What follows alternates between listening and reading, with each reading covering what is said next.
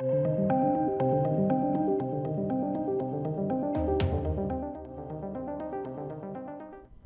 welcome to the channel, ladies and gentlemen. Got a review for you here today, and a strong recommendation actually. It's called The Owners, with Maisie Williams leading the pack here on the poster. I'm going to read out a synopsis I was given by the company that sent me this. I get sent movies every now and then. FYI, complete transparency, I'm not obligated to do anything other than let you know when it's being released. This same company, Signature, were the same guys who sent me Jiu-Jitsu, and I trashed the crap out of that film. Okay, so just as a heads up, I can say whatever I like. But I want to give you this synopsis because it's actually really, really close to what I would say that this film is. And I think it's they've done really well. Really, really well. So get ready for a super tense and shockingly fresh twist on home invasion with The Owners.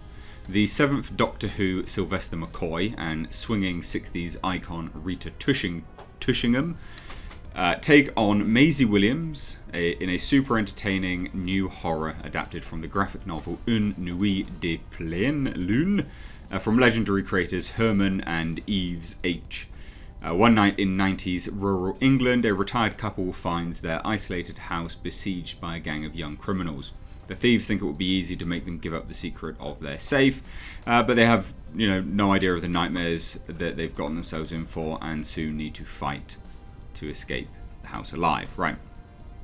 It also stars Ian Kenny, who is fine in it. He's nothing to sing and dance about. Jake Curran was great in this, and we'll get on to him into a minute. It has an original soundtrack by Never Not Nothing, and it was adapted for screen and directed by Julius Berg. I could genuinely had such a good time with this film. Now, home invasion films are they're so done to death, aren't they? Let's be honest. And this one, it sells it hard, a super tense and shockingly fresh twist. Now, twists and turns, this is no spoilers by the way, but twists and turns, you guys, I'm sure you can see coming like a mile off. And it's difficult to get twists right in this day and age, I think, because we all know that twists are a thing. We all watch films and we can sense when a twist is coming along. But I think what this film did really, really well is it built up, multiple avenues where the twist could go down. So although you're expecting something, you don't quite know exactly what you're going to get. And so, yeah, there are some twists and turns which are quite, refreshing.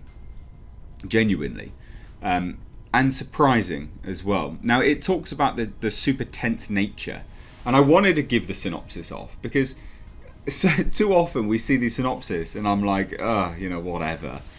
Like, you should have seen the synopsis for that Jiu-Jitsu film. Christ alive, did it sell it, and it was god awful. But this film's fantastic, and it is tense. It's really, really, really tense. It is a great film. So like I said, we're going to talk non-spoilers today. I can strongly recommend it, okay? It is going to be out on digital, 22nd of February, and it's released on DVD March 1st. Highly recommend this film. All right? Well worth the price of admission. Well worth it. Now, I want to touch on some of the story elements, right? No spoilers. So it's set in 1990s. In England, and I think they got it really bang on, actually. I think the only thing that they didn't get right, and I could be misremembering this, but women in the 90s used to pluck their eyebrows into oblivion. Here we see Maisie Williams, and her eyebrows are Maisie Williams' eyebrows. So I think that's the only thing that they didn't get right about the aesthetic. But everything outside of that, the aesthetic wise, was great. And I'm going to show you this picture here, because these are the core sort of dudes of the group.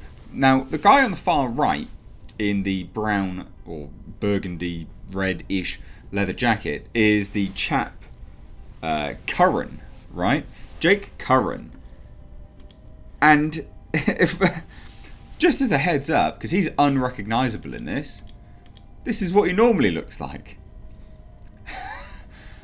This dude plays, and really, to a T, plays the sort of hammy 90s criminal from the underground that you've ever seen in your life. And if you look at the image quality here, you can see that there's a little bit of a distortion to it, a little bit of a cinematographer or a director would call this noise. Now, when you shoot on digital, a lot of this noise can be removed because you shoot in RAW and you can get rid of the noise in the edit bay, and then you artificially add it back in. So you reduce what you want and then you add back in just the right amount to get the correct look. And I think that's what they did here. Because this is, I'm just going to talk technical aspects, because I think this film is really, really very good on a few levels. Now, I'm sure a lot of guys in the States will be looking at these people going, they look absolutely dumb. This is genuinely what people used to look like in the 90s. Like, I can vouch for that. That's in the UK. It's what they used to look like. I don't know what it was like in the States, but that's what they look like here in the UK. Even the dude on the far left there with the very strange middle parting. Again, this is absolutely categorically what people used to look like. And they've nailed it. They've nailed the aesthetic of the actors. They've nailed the aesthetic on film.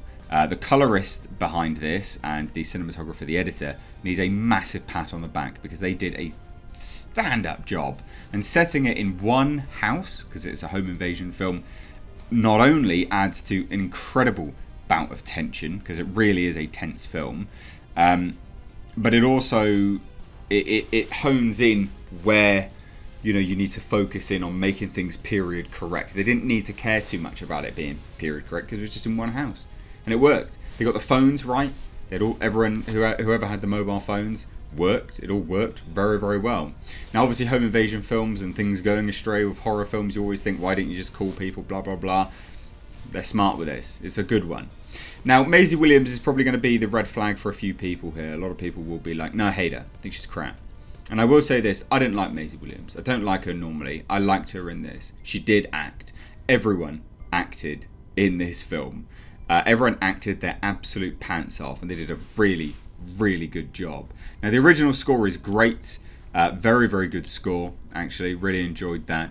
And it's a very tense film, and it is quite surprising. And I think a film just being surprising in this day and age is a surprise.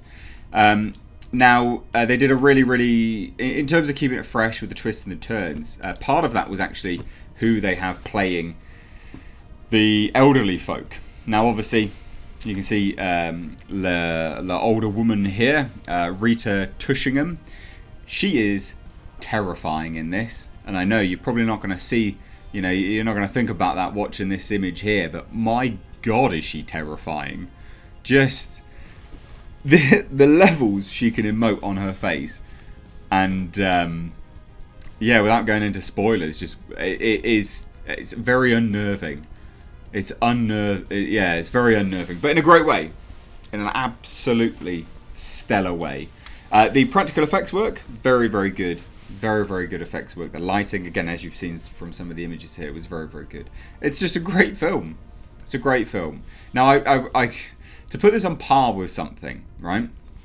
No one's seen movies for some time, have they? So let me try and compare it to something that you would like, I guess, or something similar-ish, something in the same ballpark. Now, it's not a home invasion film, but Unhinged, right? It was a low-budget, gritty, sort of down and dirty film, right? Quite visceral is the word I was looking for. This is that times 10. So it's better. It's much, much better. I had a really good time with this. Standout. Absolute standout. So I can highly recommend it. Get it when it's out on digital download. 22nd of Feb. You won't be disappointed. It's also being distributed in the States by RLJE Films, which they are the guys who are distributing Neil Marshall's The Reckoning. So it's good pedigree coming through there. Yes, I'm sure they, produce some crap as well, but it's a good film. I had a really good time with it. I think you'll be somewhat surprised by some things. Some of it's predictable, but some of the twists, no, some of them are genuinely surprising. So let me know your thoughts. Are you going to watch it? Have you watched it? I'd be surprised if you have, but I strongly recommend it. Thanks so much though, guys. Take care.